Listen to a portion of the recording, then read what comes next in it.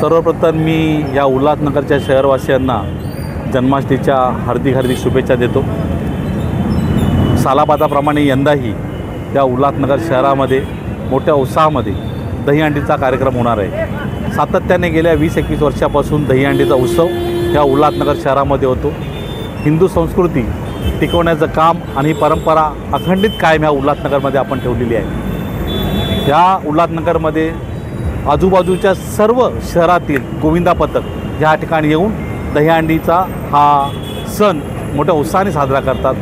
या सणासाठी या शहरातील सर्व मान्यवर व्यक्ती, आमदार, या लोकसभेचे खासदार डॉक्टर श्रीकांत शिंदे साहेब या आवर्जून ह्या दहीहंडीला येत असतात। या शहरातील सगळे मान्यवर, इतर पक्षाचे लोक, व्यापारी खास करून ही दहीहंडी बघण्याकरता इथे येतात। मला असं वाटतं की ही दहीहंडी उल्हासनगरची सर्वात महादहीहंडी आणि उत्कृष्ट अशी दहीहंडी या उल्हासनगरमध्ये आहे। तर मी सगळ्यांना आवाहन करतो की आपण ह्या दहीहंडी उत्सवामध्ये उद्या सगळ्यांनी इथे नेताजी चौक, धर्मवीर आनंद दिघे साहेबांच्या चौकामध्ये आपण इथे येऊन हा दहीहंडी उत्सवाचा आनंदाचा लाभ घ्यावा। किती थर लागणार आहे, काय नियोजन आहे, बक्षीस काय असणार आहे आणि नृत्यकला काय सादर होणार? बक्षीस सालाबादाप्रमाणे यंदाही 55,555 जो हंडी फोडेल त्याच्यासाठी आणि एक चषक असं बक्षीस आहे। आणि प्रत्येक गोविंदा पथकास मान सन्मान, स्मृतिचिन्ह आणि भेटवस्तू आम्ही इथे देतो। आणि ह्यावेळेस भार्गवी चिरमुले या नृत्यांगना, सिनेकलाकार या उत्सवामध्ये त्या इथे आवर्जून उपस्थित राहणार आहेत। त्यामुळे मला असं वाटतं की गेल्या वेळेस 7.5 थराची दहीहंडी लागली होती, यावेळेस 8 थर या उल्हासनगरमध्ये लागतील। आणि उल्हासनगर शहरामध्ये मला असं वाटतं की आता कल्याण डोंबिवलीवरनं सुद्धा पथक यायला सुरुवात झाली आहे। ह्यावेळेस ठाण्यावरनं सुद्धा पथक येईल आणि ह्या उल्हासनगरच्या दहीहंडीला सलामी देतील। त्यामुळे हा उल्हासनगरचा दहीहंडीचा सण आता हळूहळू या ठाणे जिल्ह्यापर्यंत आणि आता मुंबईकडे सरकलेला आपल्याला दिसेल। त्यामुळे आपण सगळ्यांनी या उद्याच्या या सणाला आवर्जून उपस्थित राहावं।